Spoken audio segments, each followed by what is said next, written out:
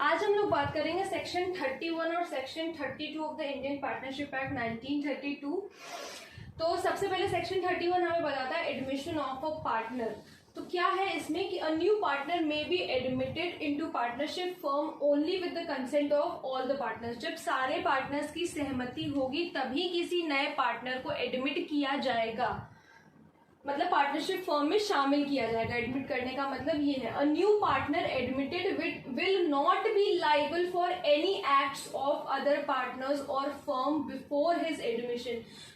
जो नया पार्टनर शामिल हुआ है पार्टनरशिप फर्म में वो बिल्कुल भी लाइबल नहीं है पहले जो भी एक्ट हुए हैं पार्टनरशिप फर्म में। मान लीजिए पहले कुछ पार्टनर्स ने कुछ फ्रॉड किया है, कुछ ऐसा किया है, तो जो नया वाला पार्टनर है वो लाइबल नहीं है उस चीज के लिए, उसको उससे कोई मतलब नहीं होगा। जो उसके एडमिशन से पहले जो कारनामे हुए या जो कोई काम हुआ है वो उसके लिए लाइबल बिल्कुल भी नहीं होगा। तो सेक्शन 31 हमें बताता है एडमिशन ऑफ अ पार्टनर। फिर सेक्शन 32 की बात करते हैं जो हमें बताता है रिटायरमेंट ऑफ अ पार्टनर।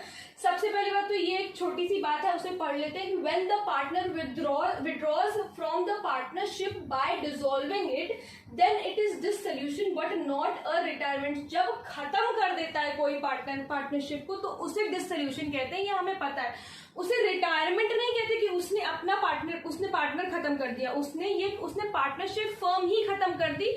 जब पार्टनरशिप फर्म खत्म होती है तो उसे डिससॉल्यूशन कहा जाता है। जब पार्टनर अपनी पार्टनरशिप खत्म करता है अपने हिसाब से वॉलंटरीली तो उसे हम रिटायरमेंट ऑफ पार्टनर कहते हैं।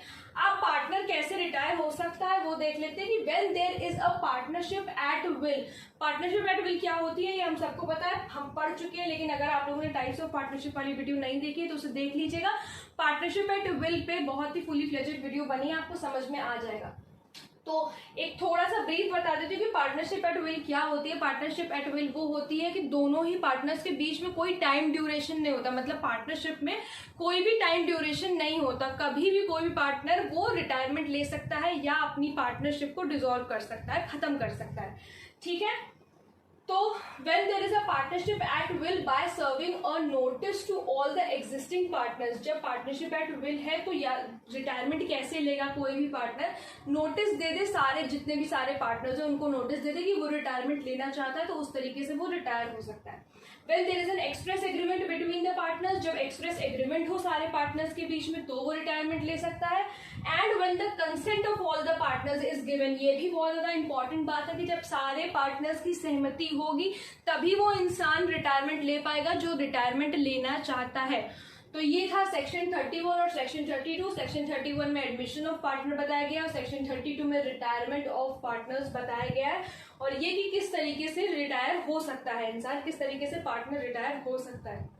सो आई होप आप लोगों को समझ में आ गया होगा सेक्शन 31 और सेक्शन 32। अगर कोई प्रॉब्लम हो तो please let me know in the comment section, और अगर आप लोग किसी टॉपिक पे वीडियो देखना चाहते हैं तो वो भी प्लीज मुझे जरूर बताइएगा। Thank you so much.